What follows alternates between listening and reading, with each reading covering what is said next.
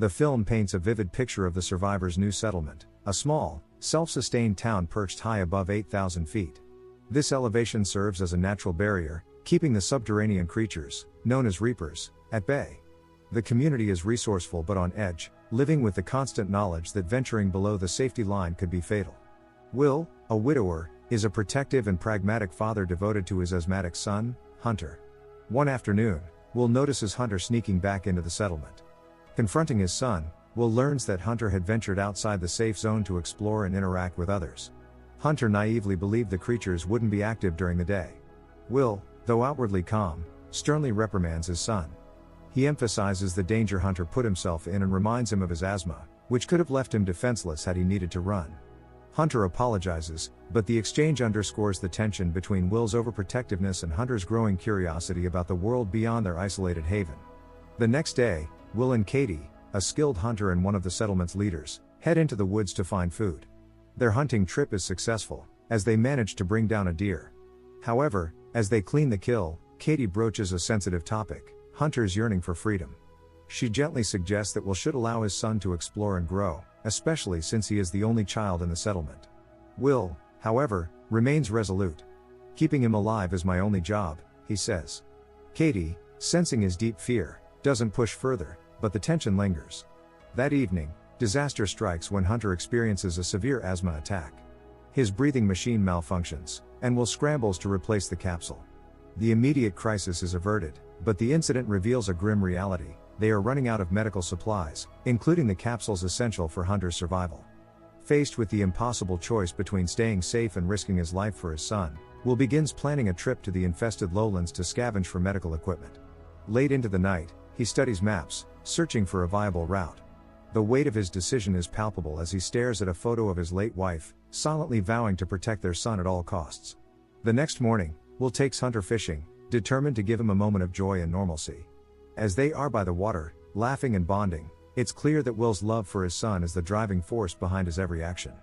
Later that day, Will approaches Nina, a daring and resourceful survivor known for her ability to navigate the danger zones undetected. He pleads for her help, explaining Hunter's condition and the urgency of the situation. Nina, initially hesitant, is moved by Will's desperation and agrees to guide him. Katie, unwilling to let Will face the peril alone, volunteers to join them. The trio begins preparing for their journey, gathering supplies and discussing strategies to minimize their exposure to the creatures. At dawn, the group sets out, their nerves taut as they cross the safety line. The descent into the lowlands is harrowing. The once thriving town below is now a desolate wasteland. They come across the mangled bodies of soldiers, their weapons scattered and useless against the reapers. The trio scavenges what they can, including ammunition and medical kits, before pressing on. Nina frequently checks her altimeter, reminding them of the critical altitude threshold. As they move deeper into the danger zone, the oppressive silence is broken by a low, guttural sound. The reapers have awakened. The group splits up to avoid detection, each navigating the open field.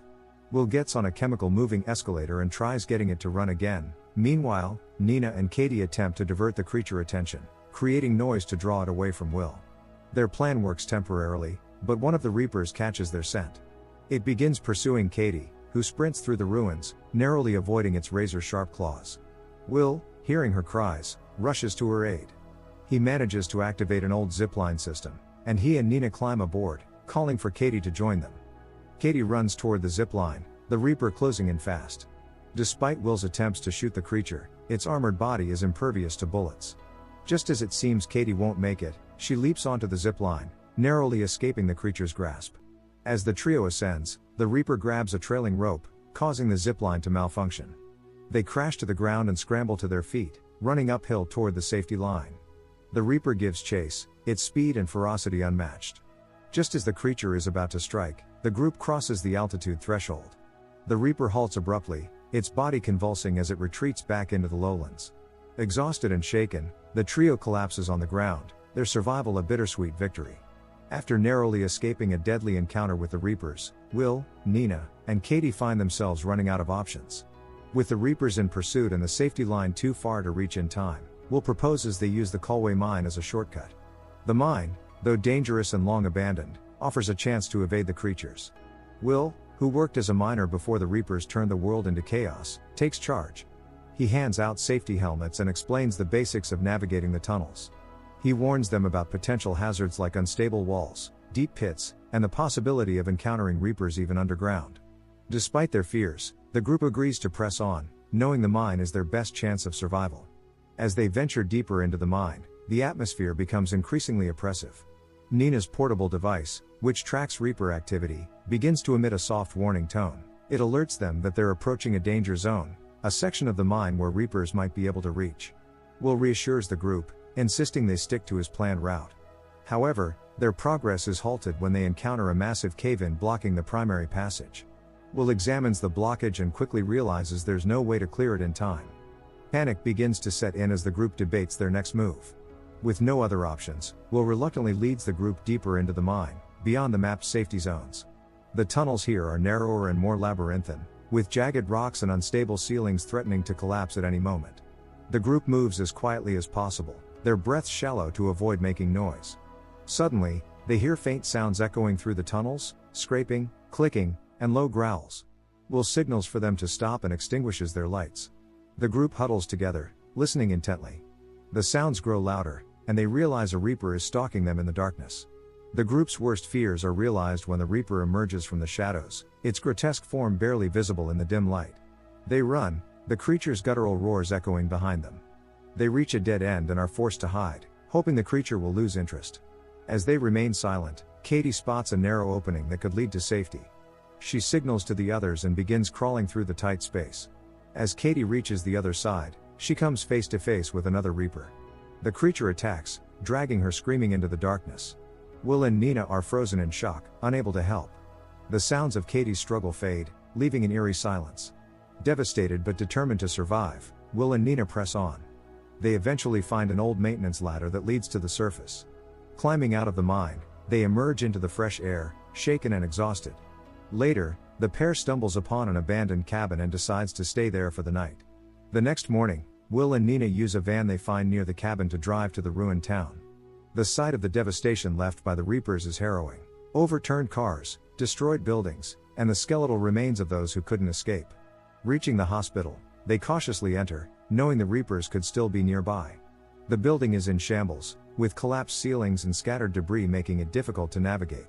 As they search for the medicine, they hear faint noises coming from another part of the hospital. Will finally locates the medicine, but their relief is short-lived as a Reaper begins stalking them through the halls. The pair narrowly avoids the creature's attacks, using their knowledge of the building's layout to escape. They emerge from the hospital unharmed, clutching the precious medicine. With the medicine secured, they head to Nina's old lab. Nina immediately begins working on crafting specialized bullets capable of penetrating the Reaper's armor. Using a fragment of Reaper armor they had scavenged earlier, she conducts several tests, but each attempt ends in failure. Frustrated and blaming herself, Nina urges Will to return to the safety line and deliver the medicine to Hunter. Will reluctantly agrees, leaving her behind to continue her research. While alone in the lab, Nina experiences a breakthrough. She discovers a chemical compound that reacts explosively with the Reaper's unique physiology. Meanwhile, Will is ambushed by a group of Reapers as he attempts to reach the safety line. Cornered and out of options, he prepares to make a final stand. Just as the creatures close in, Nina arrives, armed with her new weapon. She expertly takes down the Reapers, saving Will's life. Later, they get back to settlement and Will reunites with his son Hunter again. Later, Nina shares her findings with the community, and together they begin mass-producing the new weapon. Armed with this new technology, the survivors organize a coordinated effort to fight back against the Reapers.